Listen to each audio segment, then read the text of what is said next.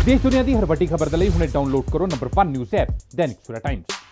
ਭਾਰਤੀ ਖੇਤੀਬਾੜੀ ਵਿੱਚ ਸਟੀਵੀਆ ਨਾਲ ਮਿੱਠੀ ਕ੍ਰਾਂਤੀ। ਰਾਜਪਾਲ ਸਿੰਘ ਗਾਂਧੀ ਬੰਗਾ ਦੀ ਪਹਿਲੀ ਪੀੜ੍ਹੀ ਦੇ ਵਸਨੀਕ ਦੀ ਕਹਾਣੀ।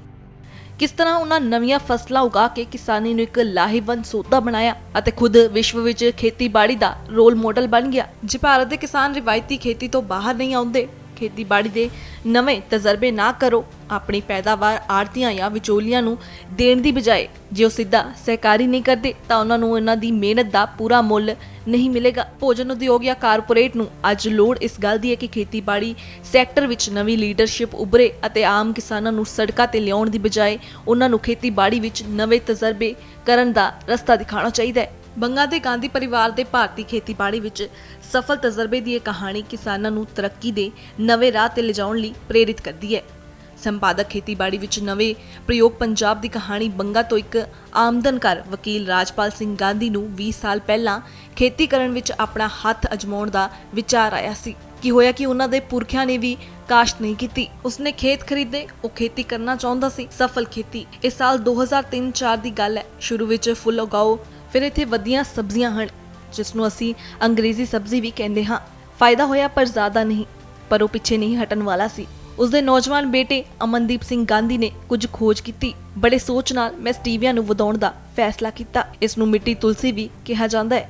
ਇਹ 2007-8 ਦਾ ਹੈ। ਸਟੀਵੀਆ ਪੌਦਾ ਦੱਖਣੀ ਅਮਰੀਕਾ ਦਾ ਹੈ। ਵਿਦੇਸ਼ੀ ਦੇਸ਼ਾਂ ਵਿੱਚ ਇਸ ਦੀ ਵਰਤੋਂ ਚੀਨੀ ਦੀ ਬਜਾਏ ਕੀਤੀ ਜਾਂਦੀ ਹੈ। ਇੱਥੋਂ ਤੱਕ ਕਿ ਇਸ ਦਾ ਪੌਦਾ ਉਸ ਸਮੇਂ ਦੇਸ਼ ਵਿੱਚ ਨਹੀਂ ਮਿਲਿਆ ਸੀ। ਉਸਨੇ ਆਪਣੀ ਲੈਬ ਬਣਾਈ ਅਤੇ ਟਿਸ਼ੂ ਕਲਚਰ ਤੋਂ ਪਨੀਰ ਤਿਆਰ ਕੀਤਾ। ਫਿਰ ਉਸਨੂੰ ਉਸਦੇ ਖੇਤਾਂ ਵਿੱਚ ਲਾਇਆ। ਪੌਦਾ ਲਗਾਉਣ ਨੂੰ ਅਜੇ 2 ਮਹੀਨੇ ਵੀ ਨਹੀਂ ਹੋਏ ਸਨ। ਪਹਿਲੀ ਫਸਲ ਮਿਲੀ। ਖਰੀਦਦਾਰ ਅਜੇ ਤੱਕ ਨਹੀਂ ਮਿਲੇ ਹਨ। 2 ਮਹੀਨਿਆਂ ਬਾਅਦ ਨਵੀਂ ਫਸਲ ਤਿਆਰ ਹੈ। ਸਾਨੂੰ ਹੁਣ ਕੀ ਕਰਨਾ ਚਾਹੀਦਾ ਹੈ? ਇਸ ਲਈ ਉਸਨੇ ਆਪਣੀ ਪ੍ਰੋਸੈਸਿੰਗ ਯੂਨਿਟ ਸਥਾਪਿਤ ਕਰਨ ਬਾਰੇ ਸੋਚਿਆ। ਹੁਣ ਉਸਨੇ ਪ੍ਰੋਸੈਸਿੰਗ ਯੂਨਿਟ ਸਥਾਪਿਤ ਕਰਨ ਲਈ ਖੋਜ ਅਤੇ ਵਿਕਾਸ ਕਰਨਾ ਸ਼ੁਰੂ ਕੀਤਾ। ਸਟੀਵੀਆ ਦੇ ਪੱਤਿਆਂ ਤੋਂ ਅੰਤਿਮ ਉਤਪਾਦ ਕਿਵੇਂ ਬਣਾਇਆ ਜਾਵੇ। ਖੱਡ ਬੱਦਲ। ਉਸ ਸਮੇਂ ਭਾਰਤ ਵਿੱਚ ਇਸ ਨੂੰ ਖਾਦ ਪਦਾਰਥਾਂ ਵਜੋਂ ਮਾਨਤਾ ਪ੍ਰਾਪਤ ਨਹੀਂ ਸੀ। 3 ਤੋਂ 4 ਸਾਲਾਂ ਦੀ ਖੋਜ ਤੋਂ ਬਾਅਦ ਸਾਲ 2011 ਵਿੱਚ ਉਸਨੇ ਕੇਂਦਰ ਸਰਕਾਰ ਤੋਂ ਵਿੱਤੀ ਸਹਾਇਤਾ ਲਈ ਅਰਜ਼ੀ ਦਿੱਤੀ। ਅਗਲੇ ਸਾਲ ਤੱਕ ਉਸ ਨੂੰ ਮਨਜ਼ੂਰੀ ਮਿਲ ਗਈ। 3 ਸਾਲਾਂ ਦੀ ਸਖਤ ਮਿਹਨਤ ਨਾਲ ਉਸਨੇ ਗੜਸ਼ੰਕਰ ਅਨੰਦਪੁਰ ਸਾਹਿਬ ਸੜਕ ਤੇ ਆਪਣੇ ਫਾਰਮ ਤੇ ਪ੍ਰੋਸੈਸਿੰਗ ਯੂਨਿਟ ਦੀ ਸਥਾਪਨਾ ਕੀਤੀ। ਇਹ ਦੇਸ਼ ਦੀ ਪਹਿਲੀ ਸਟੀਵੀ ਪ੍ਰੋਸੈਸਿੰਗ ਯੂਨਿਟ ਹੈ। ਚੰਗੀ ਗੱਲ ਹੈ ਕਿ ਉਸ ਸਮੇਂ ਨਵੰਬਰ 2015 ਵਿੱਚ ਕੇਂਦਰ ਸਰਕਾਰ ਨੇ 2 ਮਹੀਨਿਆਂ ਬਾਅਦ ਨਵੀਂ ਫਸਲ ਤਿਆਰ ਹੈ ਵਸਤਾਂ ਵਿੱਚ ਮਿੱਠੇ ਵਜੋਂ ਕੀ ਕਰਨਾ ਚਾਹੀਦਾ ਹੈ। ਇਸ ਲਈ ਉਸਨੇ ਆਪਣੇ ਗਾਂਧੀ ਪਰਿਵਾਰ ਨੇ ਨਾ ਕੇਵਲ ਸਟੀਵੀਆ ਵਧਾਇਆ ਬਲਕਿ ਹੋਰ ਕਿਸਾਨਾਂ ਨੂੰ ਵੀ ਯੂਨਿਟ ਸਥਾਪਿਤ ਕਰਨ ਲਈ ਖੋਜ ਅਤੇ ਵਿਕਾਸ ਕਰਨਾ ਰਾਜਸਥਾਨ ਦੇ ਕਿਸਾਨ ਵੀ ਉਸ ਤੋਂ ਪ੍ਰੇਰਿਤ ਦੇ ਪੱਤਿਆਂ ਤੋਂ ਅੰਤਿਮ ਉਤਪਾਦ ਕਿਵੇਂ ਬਣਾਇਆ ਜਾਵੇ। ਉਸਨੇ ਉਹਨਾਂ ਨਾਲ ਸਾਰੀ ਫਸਲ ਲੈਣ ਲਈ ਇਕਰਾਰਨਾਮਾ ਕੀਤਾ। ਹੁਣ ਉੱਥੇ ਸਟੀਵੀਆ ਕ੍ਰਿਸਟਲ ਬਣਾਉਂਦਾ ਹੈ। 1 ਕਿਲੋਗ੍ਰਾਮ ਸਟੀਵੀਆ ਵਿੱਚ 4 ਬੋਰੀ ਖੰਡ 1 ਕਿਲੋਗ੍ਰਾਮ ਸਟੀਵੀਆ ਵਿੱਚ 4 ਬੋਰੀ ਖੰਡ ਜਿੰਨੀ ਮਿੱਠੀ ਹੈ। ਸਟੀਵੀਆ ਮਾਰਕੀਟ ਵਿੱਚ 9 ਤੋਂ 10 ਹਜ਼ਾਰ ਰੁਪਏ ਕਿਲੋ ਵਿੱਚ ਵਿਕਦੀ ਹੈ। ਪਰ ਇਸ ਖੇਤੀ ਦਾ ਸਭ ਤੋਂ ਵੱਡਾ ਲਾਹਾ ਸਿਹਤ, ਕੁਦਰਤ ਤੇ ਕਿਸਾਨ ਹਨ। ਸਭ ਤੋਂ ਪਹਿਲਾਂ ਪਾਣੀ ਦੀ ਬਚਤ। 1 ਕਿਲੋ ਖੰਡ ਪੈਦਾ ਕਰਨ ਲਈ 1500 ਲੀਟਰ ਪਾਣੀ ਦੀ ਵਰਤੋਂ ਕੀਤੀ ਜਾਂਦੀ ਹੈ। ਫਿਰ 1 ਕਿਲੋ ਸਟੀਵੀਆ ਵਿੱਚ ਸਿਰਫ 75 ਲੀਟਰ। ਜੇ ਪਹਿਲੀ ਫਸਲ ਗੰਨੇ ਦੀ ਬਿਜਾਈ ਤੋਂ 1 ਸਾਲ ਬਾਅਦ ਹੁੰਦੀ ਹੈ ਤਾਂ ਸਟੀਵੀਆ ਬੀਜਣ ਤੋਂ 2.5 ਤੋਂ 3 ਮਹੀਨਿਆਂ ਵਿੱਚ ਸਭ ਤੋਂ ਮਹੱਤਵਪੂਰਨ ਫਾਇਦਾ ਇਹ ਹੈ ਕਿ ਅੱਜ ਵਿਸ਼ਵ ਖੰਡ ਨੂੰ ਬਿਮਾਰੀ ਦੀ ਜੜ ਮੰਨਣਾ ਸ਼ੁਰੂ ਕਰ ਦਿੱਤੀ ਹੈ।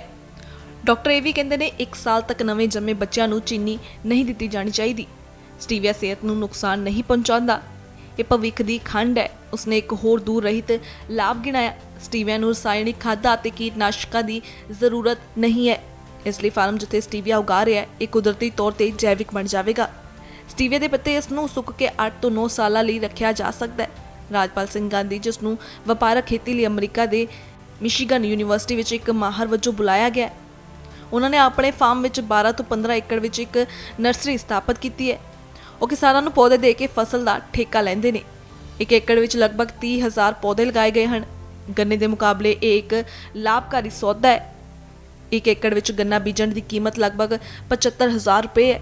ਵੱਧ ਤੋਂ ਵੱਧ ਤੁਸੀਂ ਵੀ 1 ਲੱਖ ਰੁਪਏ ਪ੍ਰਾਪਤ ਕਰੋਗੇ, ਉਹ ਵੀ 1 ਸਾਲ ਤੋਂ ਬਾਅਦ ਜੇ ਅਦਾਇਗੀ ਤੁਰੰਤ ਕੀਤੀ ਜਾਂਦੀ ਹੈ ਤਾਂ ਸ਼ਾਇਦ 1 ਏਕੜ ਵਿੱਚ ਮੁਸ਼ਕਿਲ ਨਾਲ 25,000 ਦਾ ਲਾਭ ਹੋਵੇ। ਸਟੀਵੀਆ ਦੇ 1 ਏਕੜ ਦੀ ਕੀਮਤ 60,000 ਰੁਪਏ ਹੈ। ਤੀਜੇ ਮਹੀਨੇ ਵਿੱਚ ਫਸਲ ਪੈਸੇ ਦੇਣੀ ਸ਼ੁਰੂ ਕਰ ਦਿੰਦੀ ਹੈ ਅਤੇ ਆਮਦਨੀ 2 ਲੱਖ ਦੇ ਕਰੀਬ ਹੁੰਦੀ ਹੈ। 5 ਸਾਲਾਂ ਲਈ ਨਵਾਂ ਪੌਦਾ ਲਗਾਉਣ ਦੀ ਜ਼ਰੂਰਤ ਨਹੀਂ ਹੈ। ਇਹੀ ਕਾਰਨ ਹੈ ਕਿ ਜਰਮਨੀ, ਇਜ਼ਰਾਈਲ ਅਤੇ ਕੋਂਗੋ ਵਰਗੇ ਦੇਸ਼ਾਂ ਦੀ ਖੇਤੀਬਾੜੀ ਵਿਗਿਆਨੀ ਉਹਨਾਂ ਦੇ ਖੇਤਾਂ ਨੂੰ ਦੇਖਣ ਲਈ ਆਏ ਹਨ। ਪਰ ਰਾਜਪਾਲ ਸਿੰਘ ਗਾਂਧੀ ਸਟੀਵੀਆ ਤੇ ਨਹੀਂ ਰੁਕਿਆ। ਉਸਨੇ ਪੰਜਾਬ ਵਿੱਚ ਦੱਖਣੀ ਅਮਰੀਕਾ ਦੇ ਅਨੋਖੇ ਫਲ ਉਗਾਉਣ ਬਾਰੇ ਵੀ ਸੋਚਿਆ। ਐਵੋਕਾਡੋ, ਜਿਸ ਨੂੰ ਦਿਲ ਦੇ ਮਰੀਜ਼ਾਂ ਲਈ ਓਮੇਗਾ 3 ਫੈਟੀ ਐਸਿਡ ਦੇ ਅਮੀਰ ਹੋਣ ਲਈ ਦਵਾਈ ਕਿਹਾ ਜਾਂਦਾ ਹੈ, 5 ਸਾਲ ਪਹਿਲਾਂ ਉਸਨੇ ਖੁਦ ਇਸ ਦਾ ਬੂਟਾ ਤਿਆਰ ਕੀਤਾ ਸੀ। 4 ਸਾਲਾਂ ਵਿੱਚ ਪਹਿਲੀ ਫਸਲ ਮਿਲੀ, ਤੀਜੀ ਫਸਲ ਜੁਲਾਈ ਵਿੱਚ ਤਿਆਰ ਹੋਵੇਗੀ। ਐਵੋਕਾਡੋ ਭਾਰਤੀ ਬਾਜ਼ਾਰ ਵਿੱਚ ਤਕਰੀਬਨ 1200 ਰੁਪਏ ਪ੍ਰਤੀ ਕਿਲੋ ਵਿੱਚ ਉਪਲਬਧ ਹੈ। ਮਹਿੰਗੇ ਅੰਬ ਨਾਲੋਂ 12 ਗੁਣਾ ਵਧੇਰੇ ਮਹਿੰਗਾ। ਇਸ ਦਾ ਪੌਦਾ ਅੰਬ ਵਰਗਾ ਹੈ। ਐਵੋਕਾਡੋ ਕਰਨਲ ਵੀ ਬੀਜ ਬਣਾਉਣ ਲਈ ਵਰਤੇ ਜਾਂਦੇ ਨੇ। ਅੰਬ ਵਰਗੇ ਐਵੋਕਾਡੋ ਨੂੰ ਗਰਮ ਮੌਸਮ ਦੀ ਲੋੜ ਹੁੰਦੀ ਹੈ। ਉਹ ਕਹਿੰਦਾ ਹੈ ਕਿ ਪੰਜਾਬ ਦਾ ਮੌਸਮ ਇਸ ਲਈ ਅਨੁਕੂਲ ਹੈ। ਕੋਈ ਵੱਡੀ ਗੱਲ ਨਹੀਂ ਜੇ ਕੁਝ ਸਾਲਾਂ ਬਾਅਦ ਪੰਜਾਬ ਤੋਂ ਐਵੋਕਾਡੋ ਵੇਚਣਾ ਦੇਸ਼ ਭਰ ਵਿੱਚ ਆਮ ਹੋ ਜਾਂਦਾ ਹੈ।